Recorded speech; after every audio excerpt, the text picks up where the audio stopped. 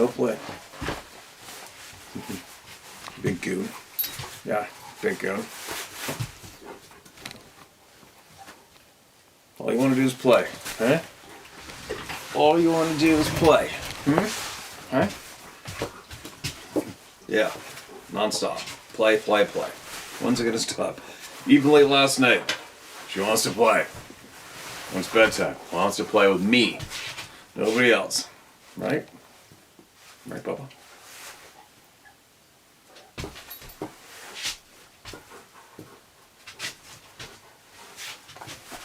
Goofy doggy. Alright, it's time to wake up. Let's wake up and have a coffee. Alright, you're gonna have to lay down in your sleeping bag. Be good, because I'm not here to play right now. Listen. No. Nope.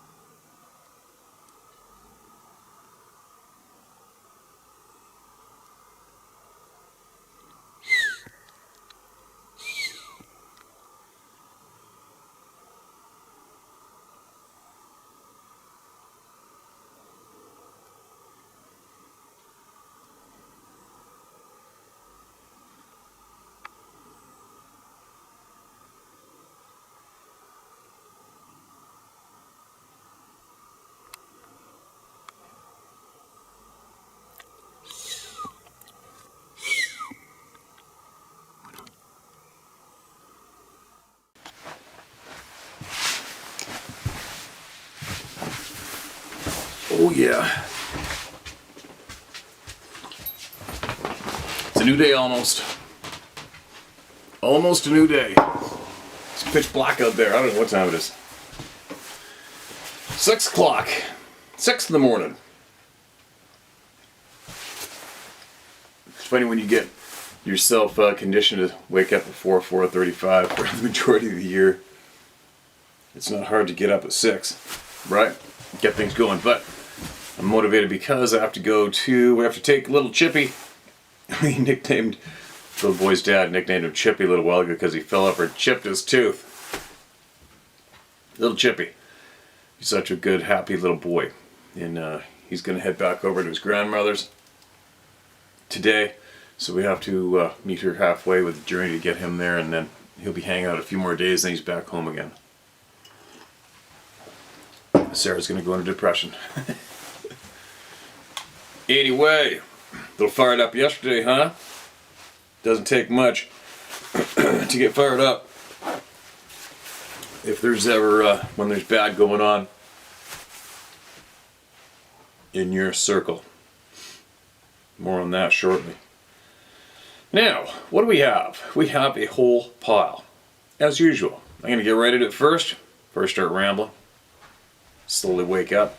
Got an extra dog in here with me. So many stories in 50 years, this person writes in. Hey Steve, here it goes. I'm one of the few who were told they were monsters from a young age. My grandfather, a World War II Army veteran who survived the war, told me about the, quote, monsters, end quote, as a very young boy. Oh, lucky you. For real, and that's not being sarcastic, I mean you're lucky. He said they lived in the woods and came out at night mostly. Before I could read, they lied to me about the posted no hunting signs that Nebraska requires people to put on their property/land. I was told they were monster territory warning signs. So naturally, as I aged, I thought my elders were just trying to protect me by scaring me with stories and references to monsters. I began having experiences very young. The first one I remembered was very scary. Southeast Nebraska, on the Missouri River, just outside Nebraska City. That's where my grandparents' house and land was located. Keep in mind, their house had fields on the three sides and a co-op, feed store / grain elevator across the gravel road we lived on, just across the creek from the city limits. Small town, 6,000 people. In late spring, my grandparents were sitting at the kitchen table. About an hour after sunset, I was sitting next to my grandpa, and after supper we'd play cards or games. The window beside Grandpa was open, and I remember seeing the yard light getting blacked out / blocked out by something big and hairy. Just then, Grandpa must have felt the presence of something behind him and turned his chair to see what the heck was happening, and was met with a roar / howl / scream that was so intense I saw the curtains blow in from the windowsill. I felt the force of the blast of the scream from about 4 feet away. My grandpa jumped up to get away, and then turned to slam the window down to close it.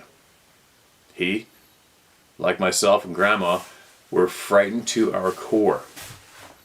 I can't express the power from this experience. The closest thing that I can imagine to describe it would be like if someone walked up, and shot a 12 gauge through the window screen at point blank range, while at the same time blasting a train horn through the window at us. That's a pretty good one. That puts us there. Cue for Steve to say, shit-eating experience, LOL. Yeah, right? I was 6 or 7 years old when this happened, and I immediately asked, what was that? My grandmother immediately said, the wind. I looked at her, she looked at Grandpa, and he lied and repeated wind. But he went to the front door and shut it and locked it. Steve, this is in the late 70s in farm country, rural Nebraska. The door was never shut and locked until bedtime, 10:15 p.m., after the weather on the news. So this alarmed me. My grandpa also went and got the 12 gauge single shot from his gun rack and loaded it. The jig was up. If it was the wind, then why did he get the shotgun? They turned off all the lights so we could see outside, and Grandma took me with her to shelter in the bathroom. It's the only room in the house with no windows. At some point, my grandpa said we were safe and could come out. I'll never forget the sound and how it overpowered my ears and distorted them, like loud music does at a concert. I was told not to tell anyone about it, especially my parents. I didn't either. I had a mom and dad, but my grandparents raised me, just saying. So, fast forward a few months to the fall and school. I walked home from school with my friends who lived on our road, rural route number 1. There were about 5 of us, walking a few blocks to the creek / city limits from the newly built elementary school. Then we would walk across a long, narrow pedestrian bridge, old, rickety, and creepy as can be. That's how kids who lived on our road would get home. Sometimes the walk home was uneventful. Having fun the normal way kids did back then. Grab ass, cussing, and throwing rocks, and in general just being kids. I'm sure you remember, Steve. Different time, different world. Is that ever a true statement? Different world, big time. Sometimes, though, we would get on that bridge over the North Table Creek, and everything would go silent. We'd walk at brisk pace until we got creeped out, and then would just all at once break into a full sprint. I never saw what we were running from, but we just knew that when we broke through the woods on the other side of the bridge, all would be safe. We would be safe. As this is the edge of my grandfather's land. Sixth sense being what it is, you just know stuff when you're a kid. Or I did, and I still do. More encounters to come. This took hours to write. I underestimated how much time it would take to recount, relive, and write down 50 effing years of my life. Long membership in this club of ours.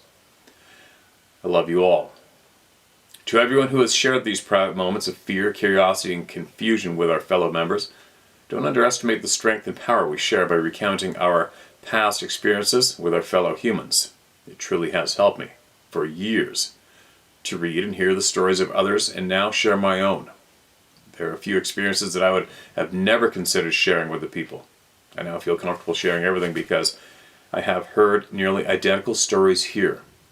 The people have shared that people have shared, which I had previously felt nobody would ever believe. I will keep sharing and writing as time permits. Steve, we just never have enough time or money, do we? I agree with you. That's by design. The criminals that steal, lie, and try desperately to end us all daily, who try to pass themselves off as the elite rulers or politicians, are running out of both now. What a wonderful time to be alive. Thank God Almighty for the opportunity to be here while evil is defeated for good. I pray for that to happen, and I invite you all to join me in praying for the whole world to change to freedom and peace with prosperity and love for everyone. No better words spoke there. No better words spoke there, and I'll be convinced that the evil is losing when there isn't a war going on. That's my indicator. It's my indicator from what I understand. I watched a solid source. Said that right now, the United States has never been more close to war with China. Building bases right off their coast. Kind of like what Russia did to the United States years ago, right? Anyway, different topic. Thank you so much for sharing that. Send some more. Please send more. I know it's a pain in the ass to type it out. Try the voice to text thing. I've gotten through it before, even if the punctuation sucks. I'll read it. But please don't stop, all right? Please don't stop. Love your honesty and your support. And I absolutely appreciate the time you donated here. And I'm going to ask that you do it again. Please. All right, hold on. This is a note only for me. I'll have to read that after. All right. I don't know. Maybe we've read this. I don't know. We'll see. I don't think I read it. I hope not. Man, that was such a shit eater to have that phone wiped, right? With 2,500 unread emails on it. But that won't stop us. A couple of encounters and a huge portion of my puzzle filled. All right. End of September 2023. Recent.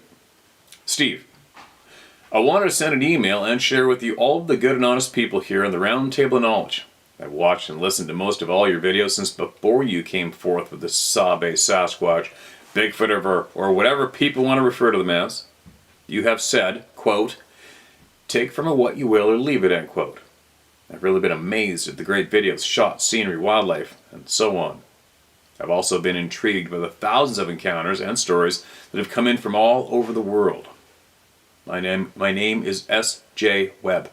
Yes, you can share my name. I live just outside in a suburb of Phoenix, Arizona. I've got a few experiences and some information that have filled in about 90 to 95% of my puzzle on who these Sabe people are and where they come from. You can judge for yourself after I share. I spent a lot of time in the mountains of Arizona and the Mogollon, pronounced Mugion. Isn't that funny? I always say, my brain always goes, well, why don't they spell it that way? Right? If that's how it's pronounced, why don't they spell these words the way they're pronounced?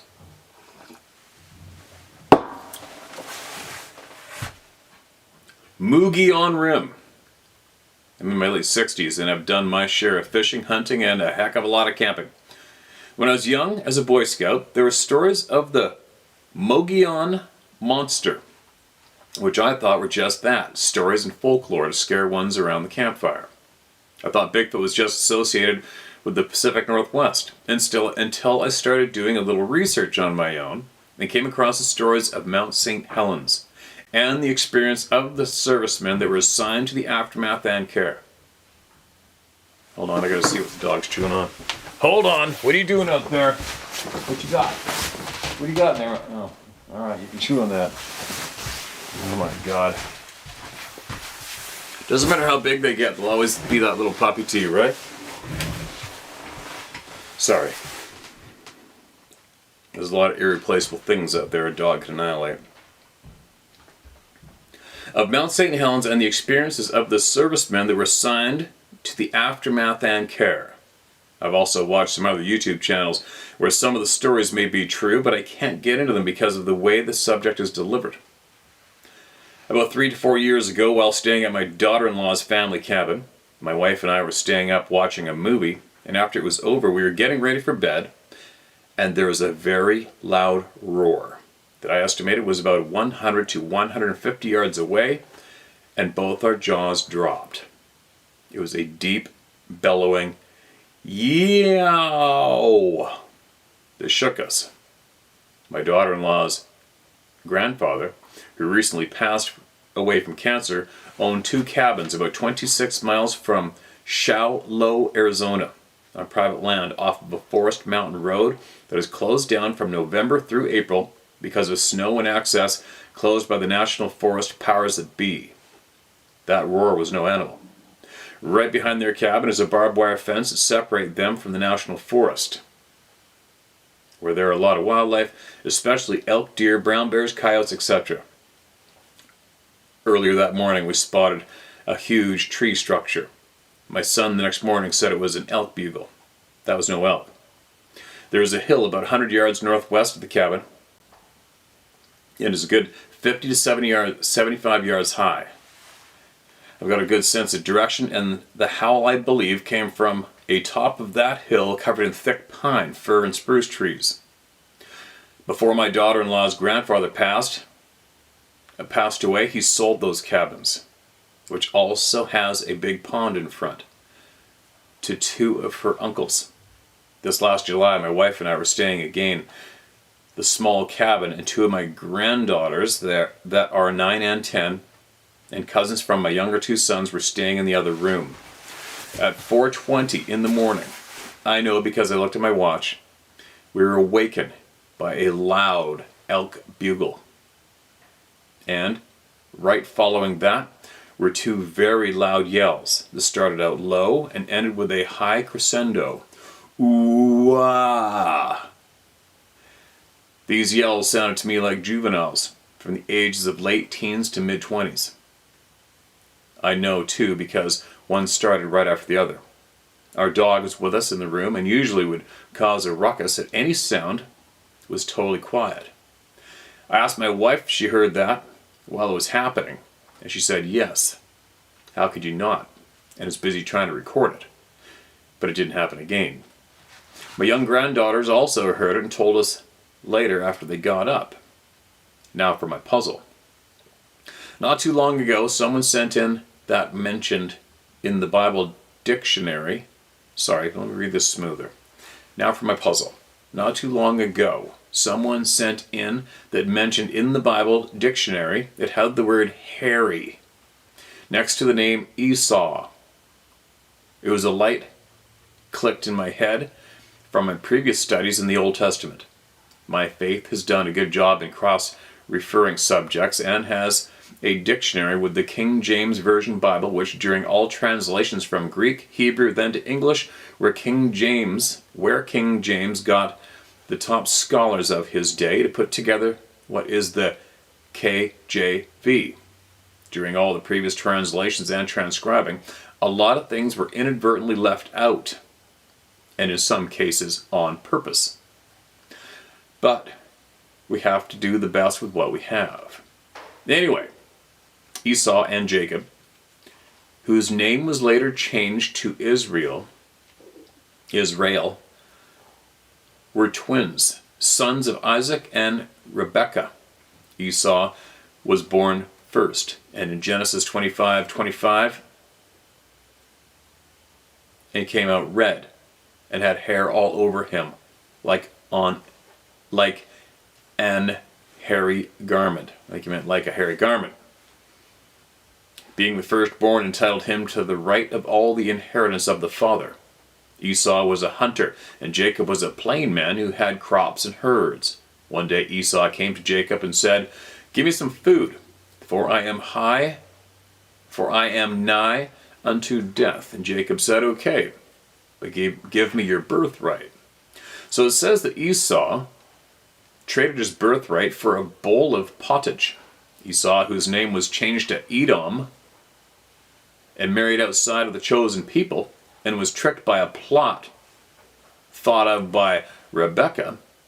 And then he and his descendants, or Edomites, fought with the descendants of Israel, Jacob, or Israelites.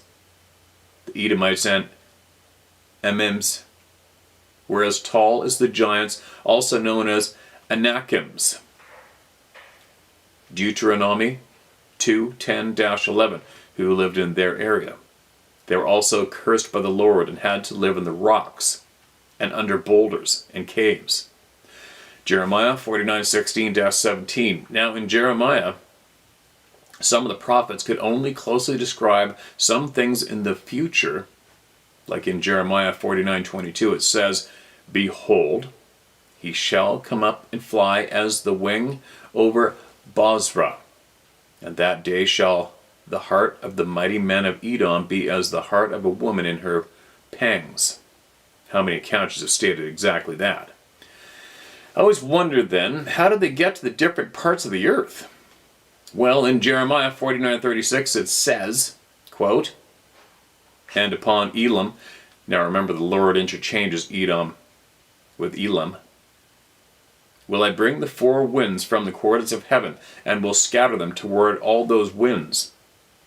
And thee shall be no nation within the outcasts of Elam shall not come." Now, could possibly Jeremiah be seeing UFOs or UAPs by saying scattering with the four winds? I believe he was. Jeremiah, also states that the Lord would bring evil and his fierce anger upon those that seek their lives. I imagine unless it is justified. Malachi 1:4. If they built houses or structures, the Lord would throw them down. I realize this is a lot to chew on, but to me it's pretty clear. Now, was their DNA manipulated some? Obviously so. Also, were they taught or did they learn their different powers and tricks? I guess maybe they can tell you those answers if you get a chance to meet with them. Why are our governments not honest with us? Maybe to protect the national forests, these beings, or is it just because those in power always think they know what's best for us? Either way, many in governmental positions are a bunch of buffoons, as well as half of the public. So, what can we do? Anyway, thanks again for all you've done and keep it up. Sincerely, S.J. Webb. What can we do? We keep doing what we're doing. It's working. It's working. We are getting the raw, true truths out. However shocking or absolutely too far out there they seem, we're getting it out, right? We're winning. We're getting the truth out. I think that's key. We may be repetitive in some ways and some of the truths that we're sharing and all the experiences, but it doesn't matter. We have to, right? Every single person needs to be heard. Every single person needs to be treated equal and priority when we can, right? Priority. But this is what we're supposed to be doing. Speaking freely, speaking openly, word for word. Everybody gets a turn, right? Nobody's in control.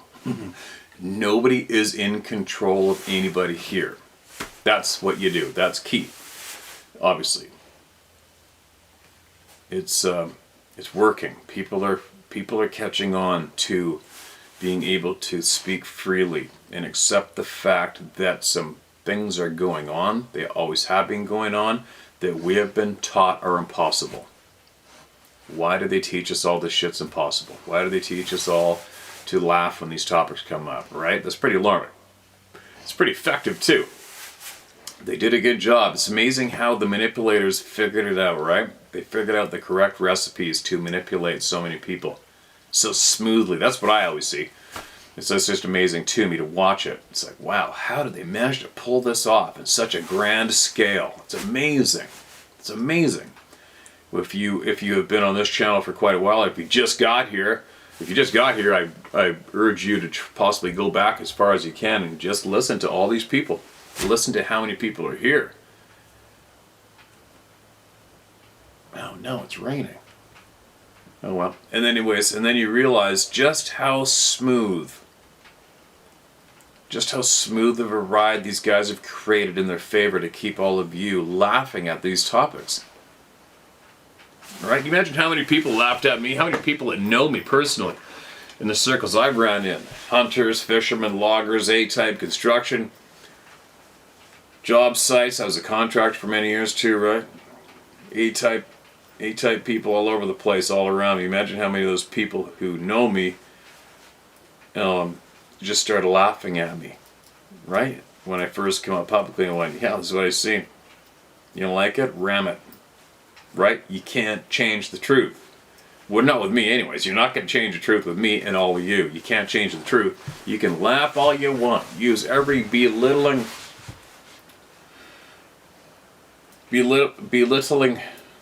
spiel you can come up with. It doesn't change a thing. It's not going to change nothing. It's not going to make me shut up.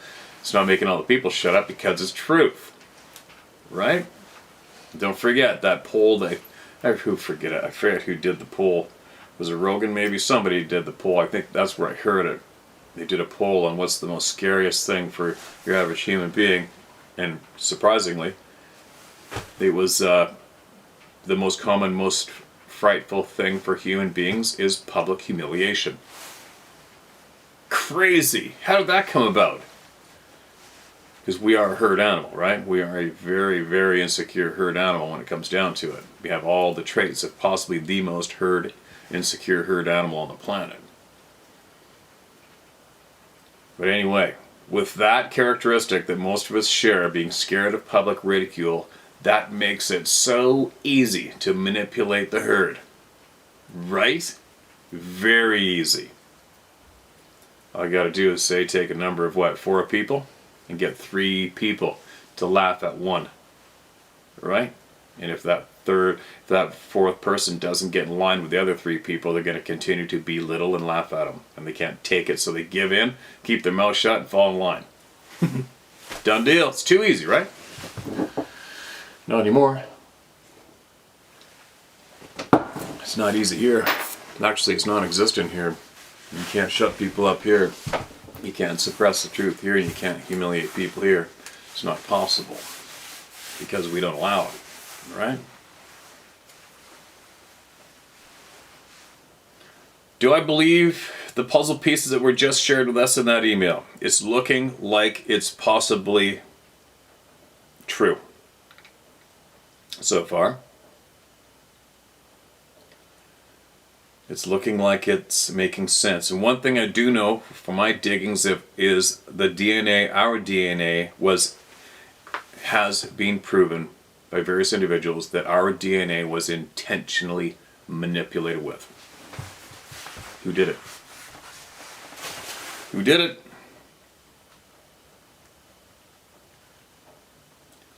What's this?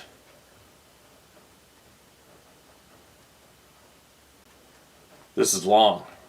Real long. Okay.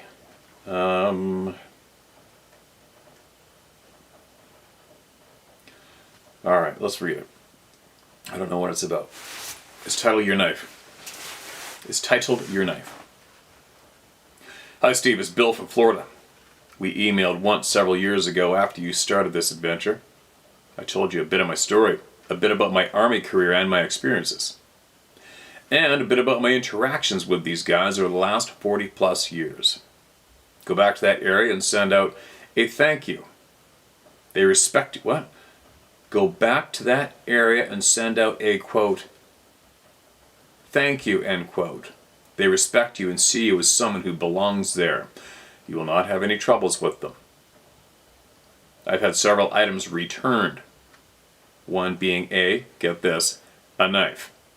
It was made by a very, very good friend of mine in the Army. He made knives and gave it to me as a gift. I never carried it on me. It was always safe in my truck. I have the seat covers with the mole attachment panels on the back. It had a mole clip on the back that I would attach it to the cover with on the Kydex sheath. It lived there for years. Sadly, my friend succumbed to cancer 9 years ago. We were close, very close. I knew when it happened. I'm talking high fives. Well, okay, I'll leave that part out, man. I get you. I got you. You guys were close. When we were together, we hardly ever actually spoke to one another, and my wonderful wife told me many times it was the weirdest thing she had ever seen. We'd look at one another and just move, putting together our fishing gear and roll out, or our rifles, camping gear, etc. We always knew what the other one was thinking and just moved. It saved our asses many times in combat. At any rate, I have a hunt camp of my own out in the middle of the state here. It is in a very unpopulated area, close to the river drainage. I have roughly 10,000 acres to the northwest of my camp that I can hunt at my leisure. Long story short, I was out there hog hunting, and I had taken my truck back into the woods and parked it to walk the last mile or so to a great area where the hogs were thick. I had gotten 2 me hogs and put them in my truck. What? Oh, I think you meant I had gotten 2 hogs and put them in my truck. When I got back to camp to butcher them, I could not find my knife. It was not there. I actually got in my truck and went back to the spot where I was parked and searched all over. I could not find it anywhere. Needless to say, I was extremely upset about this. I cleaned the hogs, packed the meat, and came home.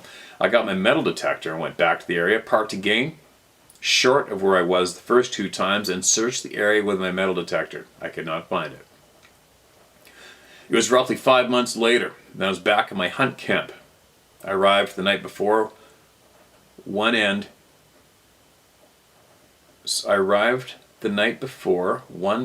got everything set up, came out and closed my cow gate at my drive. There's going to be a couple typos, no big deal, we get it.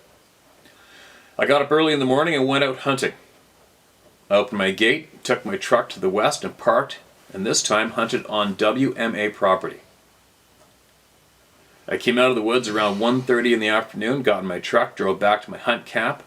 On arriving, I got out of my truck, went to open my cattle gate, and there, laying on top of the post, on the opening side of the gate, was my knife and sheath.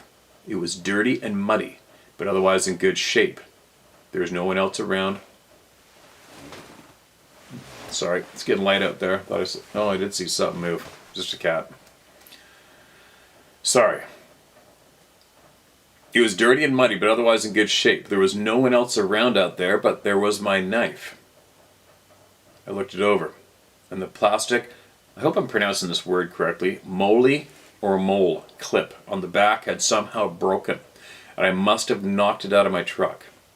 I knew that moment exactly what happened. I was very happy, it appeared, and I made sure to yell out a very hearty thank you. My wife is a bit of a rock hound, and we often take trips north from here to the Ocala National Forest and camp for a week or a week and a half at a time. We typically do disperse camping, as we don't care for the noise and idiocy of the campgrounds. Well, while we're out there, she'll pick up interesting little things that she thinks are neat. One of those things was a unique piece of flint. It was brown, but very worn around the edges, almost like it had been in a rock tumbler. It had a translucent quality to it. She thought it was very neat, so she put it in her pocket. A little later on this hike, nature called, so she had to go water a bush, which she did alongside of the trail. We got back to camp. I started working on cooking dinner, and she realized that somehow this rock had fallen out of her pocket. She's a bit saddened by it, but not broken. There are more rocks out there, right? 2 days later, we left camp to go to one of the springs to go swimming for the day after returning just before sundown in the evening to our campsite. When we walked up to our tent, no punctuation. When we walked up to our tent, there was the rock. It was laying on the awning, right in the middle of the awning of the tent. I have a 10 foot by 14 foot Kodiak canvas flex bow. So if you look up the tent, you will see how the awning is. It was smack dab in the middle of it. I giggled a little bit. She looked at me astonished, but we both knew what had happened. expect this type of thing to continue because it will. Just go with it. Tell them thank you. If you ever get down this way, by all means, let me know. We'll get together and do some real fun Florida boy shit. Take care, my friend Bill. Appreciate you, Bill. Quote, we both knew what had happened. Okay, Bill, tell me what happened. Right, you know what I mean? And I'm not being a dick or sarcastic. I'm just saying, using my brain. It's like, what happened? Who was it? How'd it happen? You know, like I said, with that knife, just bam, showing up in my backpack. It's easy for people to say, oh, the forest people did it. It's such a kind, warm thing. Just say thank you. Oh, they're so kind and warm and loving and thoughtful. How do I know who did it? How do you know who did it? Who put that knife in my backpack? You know what I mean? It's easy to assume or guess or suggest, but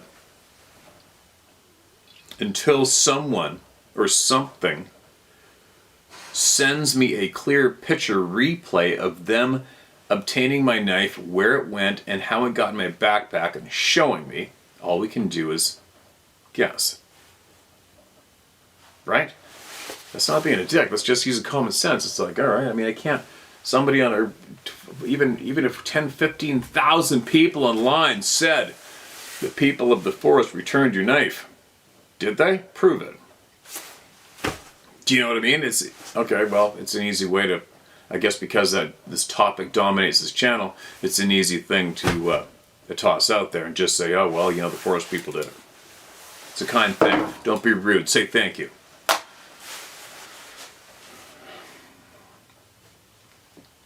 Sure. Thank you so much for my knife return. Appreciate it. Now, how'd you do it? Who are you? Who are you? How did you do it? How do you observe me? How did you get into my backpack? Right? How did you get that knife in my backpack that I hadn't seen since the previous November, 8 miles away? And this is also a 2-day drive away from my home. Who or what did it? Show me. You know what I mean? It wouldn't matter. I could have, for me, the way my brain fires, I could have, I could take 100,000 people online who could tell me the forest people returned my knife. Maybe. Right? Maybe. Maybe not. Who did it? How did that happen? I don't know. I don't know. There's going to be, all we can do is speculate. It's just like, I don't know. It's an amazing topic. It's amazing. It's an amazing experience. But I can't, like I said, I don't jump on bandwagons just because my brain needs to see and learn for itself, right? But at the same time, I need to hear everybody's input. I need to hear everybody's puzzle pieces getting placed. I need to have everybody come here and share. I need that because that's how I learn. I see patterns, right? I see patterns. Right now, I do see a strong pattern of items being returned to people in the most bizarre, alarming way. Alarming for your typical human being, anyways, the average human mind.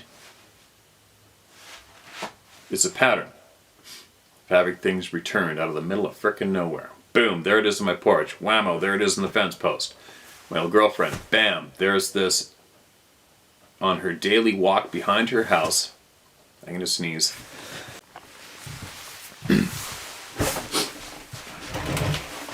On her daily walk behind her house, rural property, where she had the house slapped, where she had her, basically a ferocious Rottweiler was crawling under her bed crying when that went down. And normally he's trying to rip a hole through the front door to get whoever's out there. And then she finds an antique camera, perfect condition, sitting there on the rock on the rural trail, which is only accessible to get to that side, that mountain hill. You have to go from the one road through the private property and then to get back there. No access for anyone, rural. Boom, there's an antique camera out of nowhere sitting on the rock in the middle of her hiking trail. Basically what she said was, they left me a camera. And she's the girl who had the one, quote, loping beside her car, bent over, looking in at her and her girlfriend on the highway between Clearwater and Sorry, my brain's Valemont. On the highway, in a snow blizzard. Face filled the window of her car. That being was maybe, 16 inches from her face? Looking at the car at him. Same person, right? So she can only speculate that these forest people left that there for her, but you don't know for sure. We don't know for certain because you never saw it placed there yourself, right?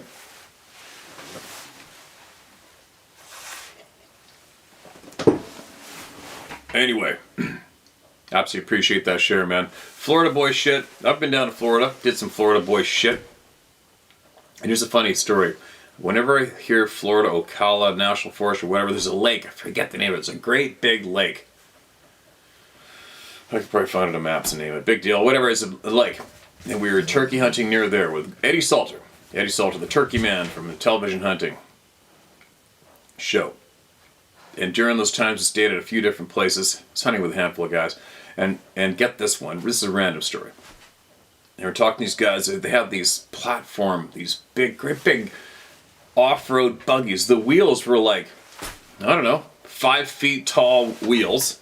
And this great big platform on top with a railing around it. And they went around the jungle down there on these things, hunting off these platforms. I don't know how they did it, but they did it. There's all sand around there too. I remember the sand on the old roads. And we're bullshitting with these young guys. And the one guy was saying that, I was asking about gators, because I've never seen an alligator yet. I was saying, alligators around here, man? He says, oh yeah. And this young guy told me a story about these young guys in their early 20s, drunk, being crazy, and decided there's a smaller lake that's full of alligators, nighttime, and the guy wanted to win the crazy guy contest, so he was going to swim across this lake, drunk. Swims across the lake, gator grabs his arm, twists it right off of his body. Right? This guy told me the story, and he said, I don't know if he knew the guy, but it wasn't too far away from there. So anyways, just take note. This guy told me the story of these young guys drunk, trying to win the crazy contest, jumps in this lake, swims across the lake, gets his arm twisted off by an alligator. Okay? Fast forward a week, and I don't know how many miles away from here, many. Now we're in a different part of the state, hunting another property. Start talking to the young guys, ask about gators, and the one guy goes, yeah man, I was actually had to go on a bit of a rescue mission, search and rescue, or whatever it is he did with the community, to help save a guy who had his arm twisted off by an alligator, and they actually got the arm back. And he had a picture of the arm on his phone. I'm like, what? I just heard the story, a week earlier. And then I ran into the guy who was actually there for the aftermath. Crazy. That reminds me, Nino. We got to get Nino on here, and I want to hear about the crocodile chasing him down. So I think somebody needs to go out and patrol the property, don't you? Hey, Bubs? You getting a little frustrated? You want to go outside? It's light out. I'm going to go do the rounds, make sure there's no bears out there. Alright, give me a minute. Alright.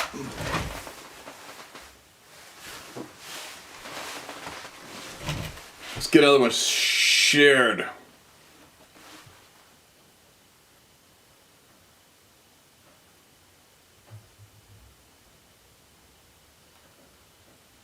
Alright, I guess I'm in the recent thing.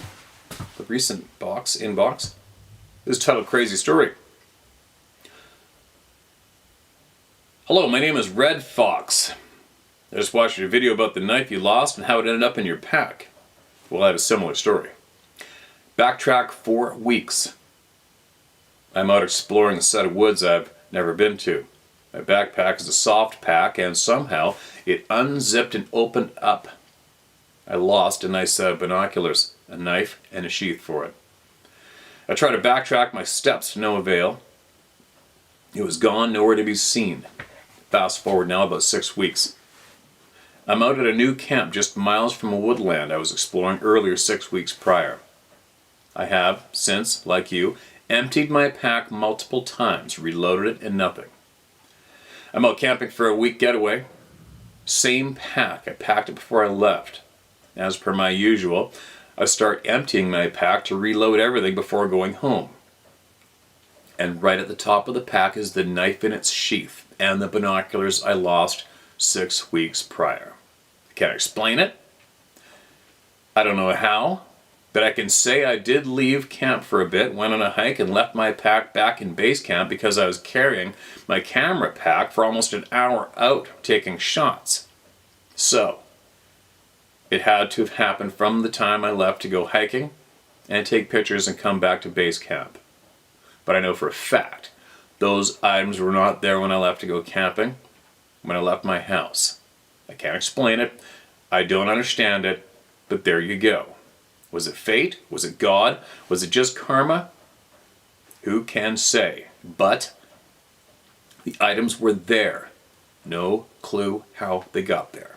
And there you go. You know what? Well, actually, it's relieving in a way, I'm sure, for this man, myself, and many others to hear these absolute, what could be called crazy experiences come forward here. Right? The amount of people that came forward after I cracked the ice with my knife experience is incredible. So there you go. It's a pattern of unexplainable occurrences going down. How the hell is this going down? But you know what? The good thing about this is the more of these experiences we get out now, then at least, hopefully, when we get the answers eventually, we can look back and go, oh, no way, wow. Right?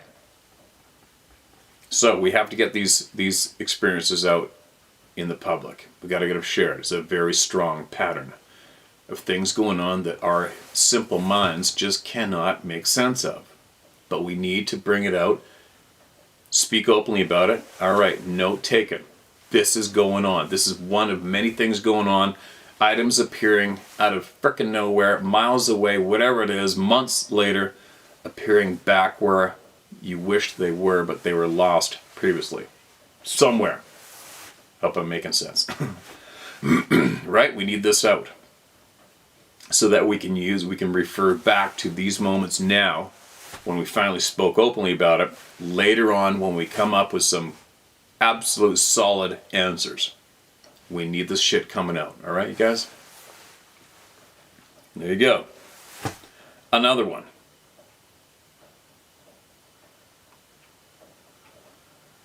Whew. So much. So many people. So many truths.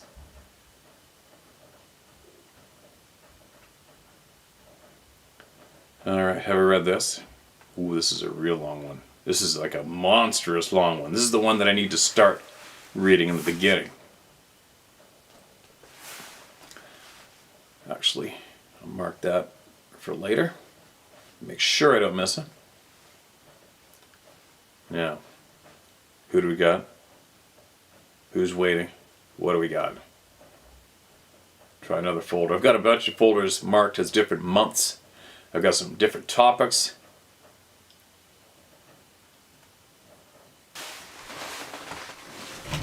Let's get another one shared.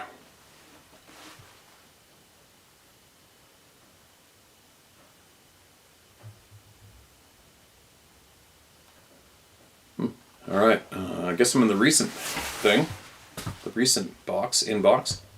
This is titled Crazy Story. Hello, my name is Red Fox. I just watched your video about the knife you lost and how it ended up in your pack. Well, I have a similar story. Backtrack 4 weeks. I'm out exploring a set of woods I've never been to. My backpack is a soft pack and somehow it unzipped and opened up. I lost a nice set of binoculars, a knife, and a sheath for it. I tried to backtrack my steps to no avail. It was gone, nowhere to be seen. Fast forward now about 6 weeks. I'm out at a new camp just miles from a woodland I was exploring earlier 6 weeks prior. I have, since, like you, emptied my pack multiple times, reloaded it, and nothing. I'm out camping for a week getaway. Same pack. I packed it before I left. As per my usual, I start emptying my pack to reload everything before going home. And right at the top of the pack is the knife in its sheath and the binoculars I lost 6 weeks prior. Can't explain it. I don't know how, but I can say I did leave camp for a bit, went on a hike, and left my pack back in base camp because I was carrying my camera pack for almost an hour out taking shots. So, it had to have happened from the time I left to go hiking and take pictures and come back to base camp. But I know for a fact those items were not there when I left to go camping, when I left my house. I can't explain it. I don't understand it. But there you go. Was it fate? Was it God? Was it just karma? Who can say? But the items were there. No clue how they got there. And there you go. You know what? Actually, it's relieving in a way, I'm sure, for this man, myself, and many others to hear these absolute, what could be called crazy experiences come forward here. Right? The amount of people that came forward after I cracked the ice with my knife experience is incredible. So there you go. It's a pattern of unexplainable occurrences going down. How the hell is this going down? But you know what? The good thing about this is the more of these experiences we get out now, then at least, hopefully, when we get the answers eventually, we can look back and go, oh, no way, wow. Right? So we have to get these experiences out in the public. We got to get them shared. It's a very strong pattern of things going on that our simple minds just cannot make sense of.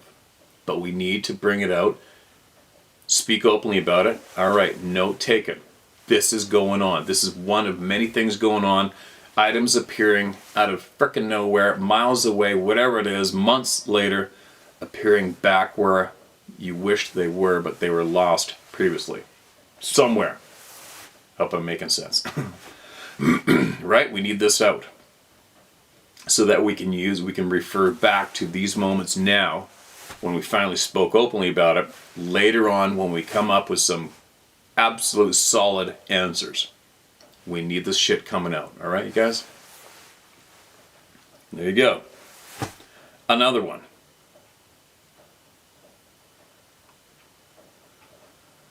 Whew. So much. So many people. So many truths.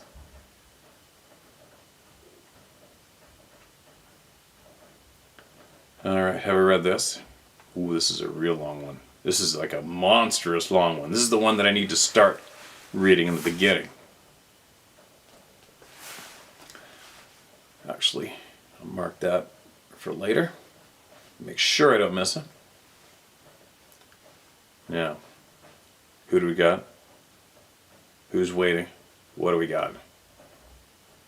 Try another folder. I've got a bunch of folders marked as different months. I've got some different topics.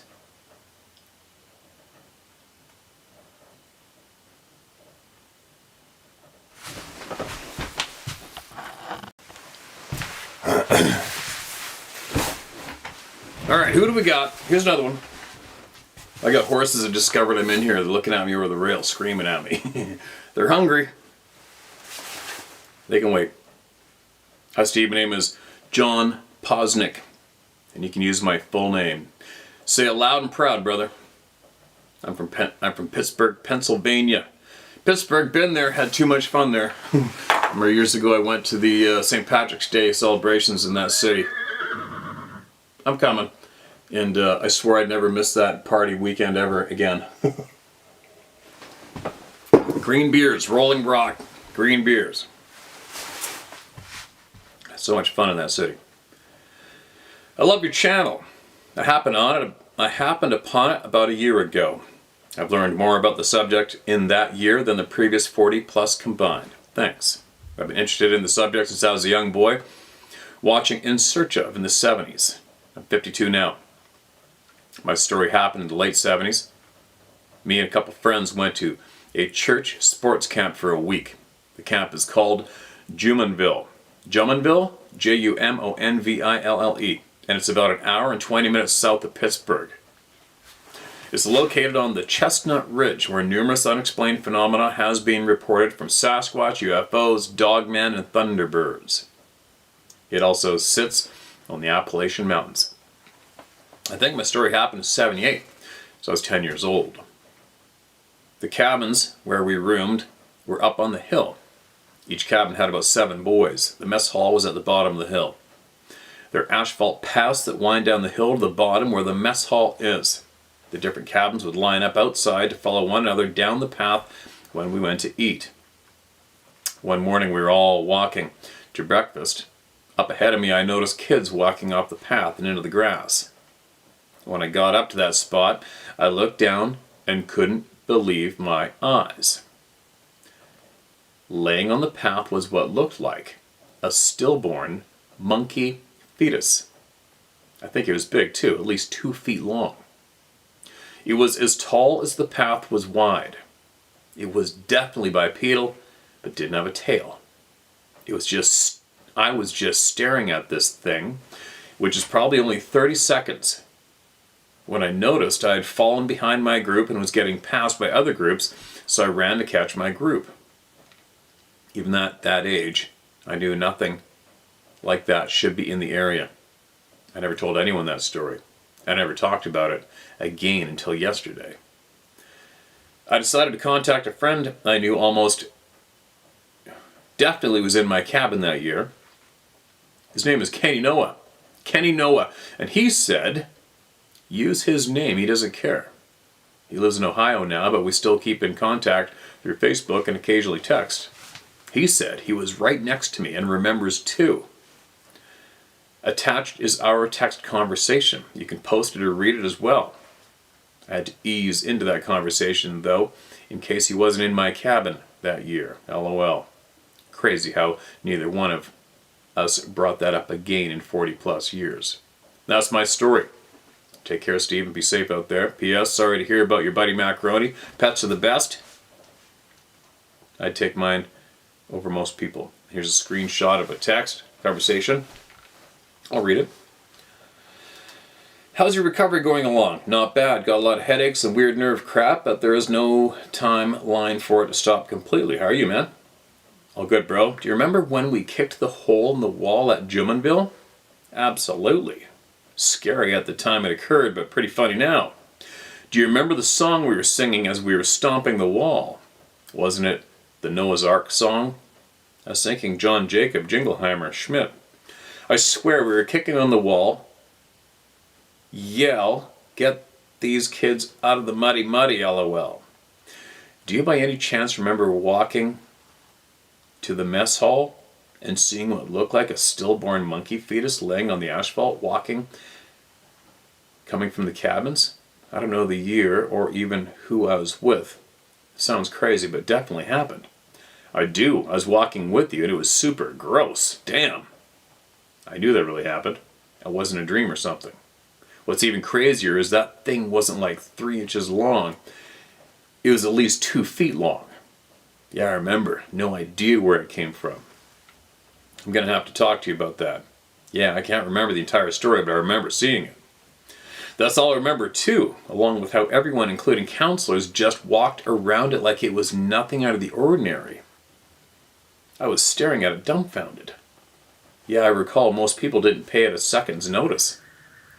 LOL, I don't know what made me think of that today. I probably haven't thought about that in 15 years. Another 15 before that. But it does pop up. Yeah, that's crazy. Way out of the blue. I haven't thought about it in a good 30 plus years either. And that was it. Here's the whole text conversation. What's up with that? How does a group of people walk by something like that? 2 foot long, monkey-like fetus laying on the frickin' pathway. Weird, man. The weird thing is there's been a handful of people mentioning coming across some kind of a stillborn creature on the ground in North America looking like a monkey or something. Isn't that weird? Very, very weird. And there you go. Take from what you will or leave it, right? Take from it what you will or leave it. Those horses are getting pushy.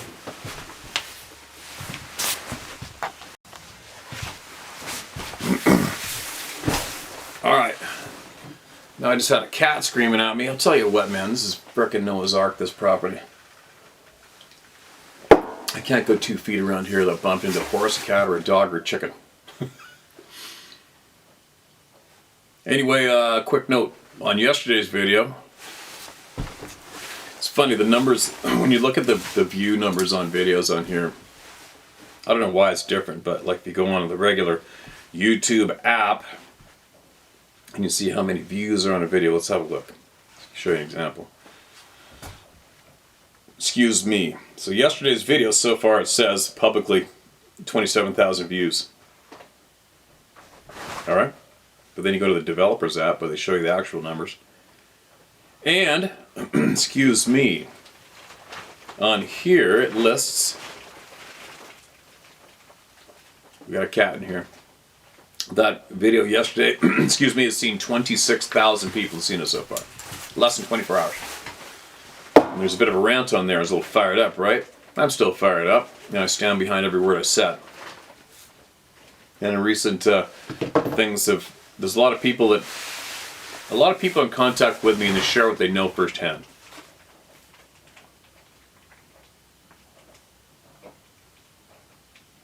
What do you need?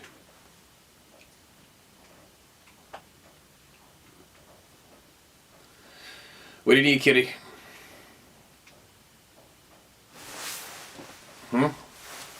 Interrupting. Okay, carry on. Anyway, this is just the fact. This is just how my life goes. I can't do anything without animals around me. So anyway, I want you to picture this. Imagine if you were, just play along with me for a minute. We've got a few more minutes. Imagine if you had managed to get your face in front of a bunch of lenses including TV shows or movies or documentaries, whatever, interviews, and you managed to get your face in front of that lens and oh man, it felt so good and you really started to benefit from it, right? But imagine if at the same time you knew you were lying through your teeth, right? Imagine if you had come up with a character for that lens and it worked. It worked, people loved you. People kept inviting you on different shows and different interviews and documentaries all around. You started charging money to go camping. Right? Just imagine. It's working. But at the same time, you managed to... Okay, alright, that's enough. Down you go. At the same time, maybe you were put in that position. Maybe you found yourself in that position. Maybe you felt you needed to be in that position. But either way, you fell in that position of being able to keep all those people who are watching you going in a circle. You kept manipulating them intentionally to go down this path over here when it comes to revealing truth. Let's just say, alright? Let's just say you've done this. And you know you're lying, right? You know you are lying. The whole time. The whole time you know you're lying, but you got this covered. Nobody's going to figure it out. Right? Everybody believes you. You've got them duped. They think you're the best thing since frickin' apple pie. But imagine if, all of a sudden a whole bunch of people got together and started forming this massive group of truthful, motivated people. Honest people. People that weren't scared. You start losing control a little bit and you see a little bit of a shitstorm coming up. Right? And you notice this group of people starting to get twigged on to the real truth of apparently what you and others have actually been doing. Alright? Play along with me. Play along with me. So now, you've got years invested in this character you developed. You've got years of lying to and manipulating the same people that have been supporting you and praising you. Okay? Play along. And then all of a sudden, some prick who's not scared of you knows the truth. You know this prick knows the truth of what you have done. And now he starts basically directly delivering it to the world. The truth of what you've been doing. what you've done to innocent people, what you've done to innocent women. Right? Uh-oh, somebody knows. And he's not scared. He's not scared. Uh-oh. Oh, and he's still here. And now we get a whole bunch of these other characters that you've surrounded yourself with, and they're all trying to make videos about this prick, me. You're trying to shut him up. It's not working. Uh-oh, he's getting more popular. Uh-oh. Right? Follow me. Just play along. Uh-oh, now he's really finding out the shit that I've really been doing. Uh-oh. What am I going to do? Maintain character. Maintain character. Don't give in. Stay cool. It'll go away. We'll discredit him. Uh-oh, it's not working anymore. Uh-oh. Holy shit, look at how many people are there behind him. That's the most people ever. Uh-oh. In all my years in front of the lenses and TV shows and documentaries and interviews, I've never seen this amount of people ever before. Uh-oh. And the truth's being shared with all those people. Oh shit. Well, now all those good, kind, honest people are finding out about all the dirty, filthy shit that I've done in the past and present. Uh-oh. Play along. Now all of a sudden, well, I booked myself another appearance on a boat. Once that ship leaves shore, there's no getting out of it. And then you get on that ship, and then all of a sudden you start seeing an overwhelming amount of people wearing how to hunt t-shirts and hats. Oh shit. Right? And then you know previously that prick has encouraged everyone to, if they ever find themselves at one of these gatherings, to absolutely hammer on those individuals on the stage who may be guilty of annihilating innocent women's careers and lives, and more. And ask them if they ever got the opportunity. You got them cornered on a stage, ask them what's up with that. Did you do this? How come you did this? How come you and so-and-so and so-and-so did this to all these people? And start listing names, and be relentless, and don't stop asking that question, demand an answer. Uh-oh, now you're aware of the reality of this possibility going down the second you hit that stage. Oh shit. You see all those people wearing those t-shirts and hats on the ship. Oh no. Now, how would you get out of that one? How would you get out of that? Right? You're stuck on a ship, it's left shore, it's going to be offshore for what, days on end? And then you're stuck on that ship and you're expected to go on that stage in front of all those truth-seeking, good, honest people. And now you're starting to realize, oh no, all these people know the truth. Oh shit. How am I going to get out of this?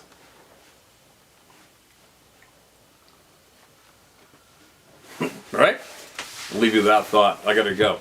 I got stuff to do. I got animals to feed. And I will be back later.